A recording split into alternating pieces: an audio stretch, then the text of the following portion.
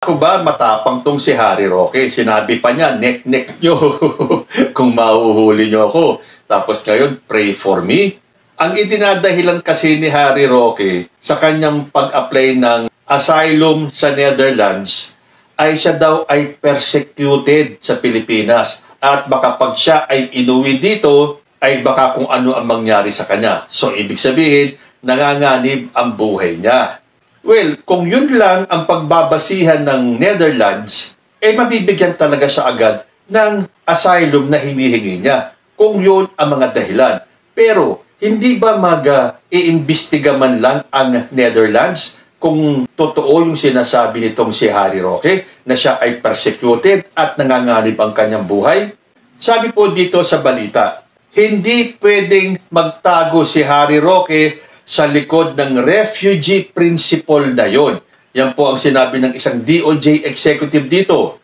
Former presidential spokesperson Attorney Harry Roque cannot invoke the non-refoulement principle to avoid returning to the Philippines. Sabi po ni DOJ spokesperson Attorney Polo Martinez. The principle of non-refoulement enshrined in the 1951 UN Convention relating to the status of refugees is part of customary international law, meaning a country cannot send someone back to a place where they may face persecution, whether political, religious, or ethnic.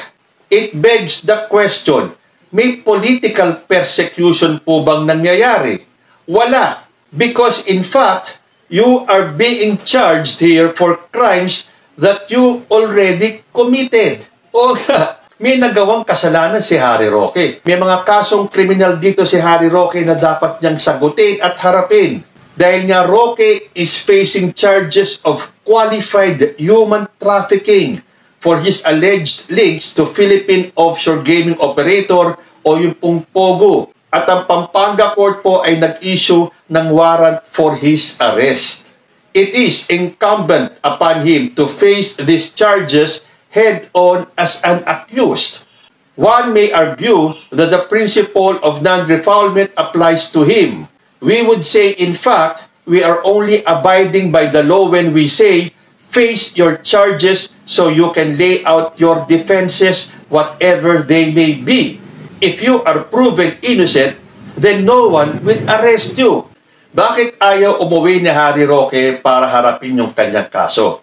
Malamang natatakot siya, lalo na ngayon na si Alice Guo ay nahatulan ng habang buhay. Yung pong human trafficking na kaso ni Harry Roque, habang buhay din po ang katumbas niyan. Kaya ngayon, nagpapaawa si Harry Roque. Pray for me daw, pray for me. O tama, pagdarasal ka namin na sana lumabas na yung red notice mo at ikaw ay mahuli na ng Interpol para iuwi dito. Kasi kung ano-ano pang dahilan nitong si Harry Roque. Kung narinig nyo yung inilabas ng video na siya ay sumama papunta ng Vienna, Austria in his own free will. Kaya lang nung tinanong siya, gusto mo bang bumiyahe? Sabi niya, hindi. At siya daw ay may dalang medical certificate na nagsasaad na siya ay unfit to travel. Bakit nung nabalita na siya ay nahuli, sinabi pa niya na hindi ako nahuli, which is totoo naman. Hindi pa po siya nahuhuli. Pero ang sabi niya, paano siyang mahuhuli? Meron pa siyang scheduled flight for Vienna nung araw na lumabas yung balitang siya ay huhulihin. So, ibig sabihin, siya ay handang pumunta ng Vienna, Austria dahil siya ay meron ng ticket papunta doon. So, ano yung sinasabi niya na meron siyang medical certificate? Bakit ka nag-book papuntang Austria kung ikaw naman pala ay unfit to travel? Ang gulo rin kausap nitong si Harry Roque, no? In his own will, sumama daw siya. Ibig sabihin, may dumampot sa kanya. Dadali siya sa Austria. Pero ang pagkakasabi naman niya, meron talaga siyang scheduled flight for Austria. Tapos tinanong siya, gusto mo bang sumama? Siyempre, ang sagot niya daw ay hindi. Sa kanya pinakita yung kanyang medical certificate kung saan sinasabi na siya ay unfit to travel. So, paano ka nag-book ng plane ticket papunta sa Austria kung alam mo naman pala na ikaw ay unfit to travel? Alam mo, Harry Roque, tapos na ang panloloko mo sa taong bayan. Ang fake news lang ngayon sa balita ay yung sinabing nahuli ka. Pero huwag ka mag-alala, dahil malapit ka na talagang mahuli. At ipagdarasal namin na madaliin na ng Interpol ang pag-issue ng red notice dahil marami kang dapat harapin na kaso dito. Na siguradong sigurado matutulad ka kay Alice Go. Pero ang tanong ko naman, paano makakabiyahe si Harry Roque papunta ng Austria kung kanselado na yung kanyang passport? So kung kanselado na yung iyong passport, hindi ka na makakapagbiyahe sa kahit na anong bansa. Dahil ayon po sa balita sa Bombo Radio, Attorney Harry Roque hindi dapat nakakabiyahe. Sabi po ng DOJ yan. Iginiit ng Department of Justice na hindi dapat nakakabiyahe si Attorney Harry Roque ng walang valid na pasaporte. Ayon sa pahayag ni Justice Spokesperson Polo Martinez, hindi raw dapat ito nagagawa ni Roque habang walang kinikilalang may bisang pasaporte. Kanyang binigyan diin na ang mga tauhan ng immigration sa anumang bansa ay kayang i-detaine si Roque. Ito ay sa kadahilanang wala siyang wastong dokumento para makapagbiyahe. Kung maaalala, kinansila na ng korte ang pasaporte ni Attorney Harry Roque kaugnay sa kinakaharap nitong kasong qualified human trafficking. Sabi ni Justice Spokesperson Polo Martinez, he should not be able to travel without a valid passport.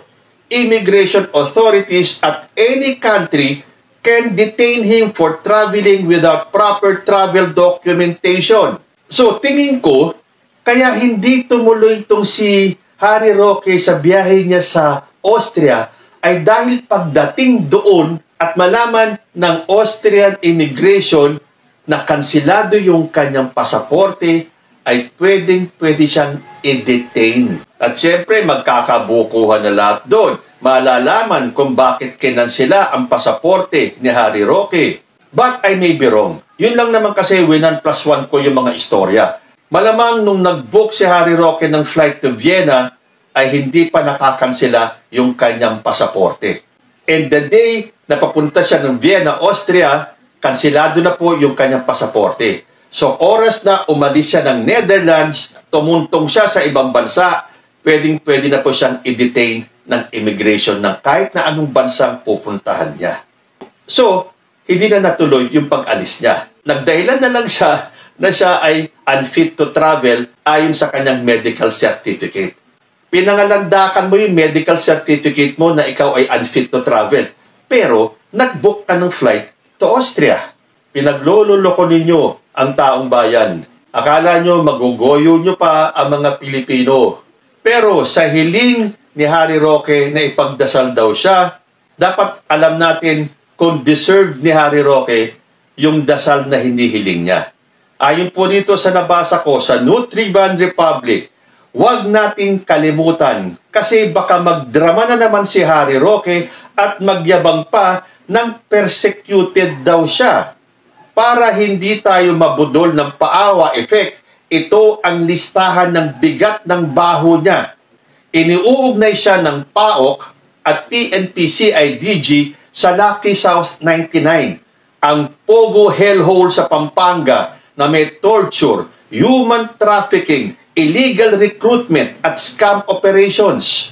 Habang may mga manggagawang binubugbog, kinukulong at pinagtatrabaho na parang hayop, nandoon ang pangalan niya sa legal ops ng kumpanya. Isinama siya sa DOJ complaint bilang correspondent sa qualified human trafficking. Hindi ito cameo role. Nasa listahan siya dahil may papel siya sa pagpapatakbo ng operasyon. May non-bailable warrant of arrest mula sa Angeles City RTC para sa qualified human trafficking. Non-bailable. Ibig sabihin, hindi ito petty theft. Mabigat ang ebidensyang nakita ng korte. Tumakas ng bansa bandang September 2024 at nag-file pa ng counter affidavit mula Abu Dhabi. Hindi siya nagpaalam, hindi siya humarap, lumayas siya. Nag-contempt ng House Quad Committee. Siya mismo ang nagyabang na magbibigay ng dokumento pero nung kailangan na magsumite, bigla siyang nawala. Kaya pinadetain siya. Mismong Kongreso nagsabing umiwas siya. State media mismo nagsabing in hiding siya. Hindi opposition, hindi vloggers, kundi PNA o yung Philippine News Agency. Ibig sabihin, mismong gobyerno nagsabing nagtatago siya. Kinansela ng korte ang passport niya at naglabas ng hold departure order laban sa mga kasama niya. Hindi ginagawa ito ng korte sa taong inosente. Ginagawa ito sa taong mataas ang risk na umiwas sa batas. Humiling na ang DOJ at PAOK ng Interpol Red Notice laban sa kanya at ang co-accused niyang si Cassandra Ong ay may Red Notice na. International na ang paghanap sa kanila. Sinubukan pa niyang magpa-asylum sa Netherlands at gamitin ang non-refoulement para magsinasabing kawawa ako habang ang kaso niya ay tungkol sa torture at trafficking. Sinubukan pang pumasok sa Estados Unidos pero hindi pinayagang sumakay sa Japan ayon sa Bureau of Immigration. Sino bang inosente ang ganyan kalikot magpalipat-lipat ng bansa habang may kaso? So ito ang listahan ng pinag-uugatan ng kanyang pagtakbo. Kaya kapag narinig nyo ang speech niya na puno ng drama, hugot at pilit na paawa, tandaan nyo, hindi siya biktima. Hindi siya pinagtutulungan. May warrant of arrest siya. May kaso siya. May red notice request siya. May mga biktimang dumaan sa torture at human trafficking. At ang pinili niya, tumakbo. Hindi para protektahan ang inosente, kundi para iligtas ang sarili niyang balat. So, sa hiling ni Harry Roque na pray for me, anong klaseng prayer ba ang ibibigay nyo para sa kanya?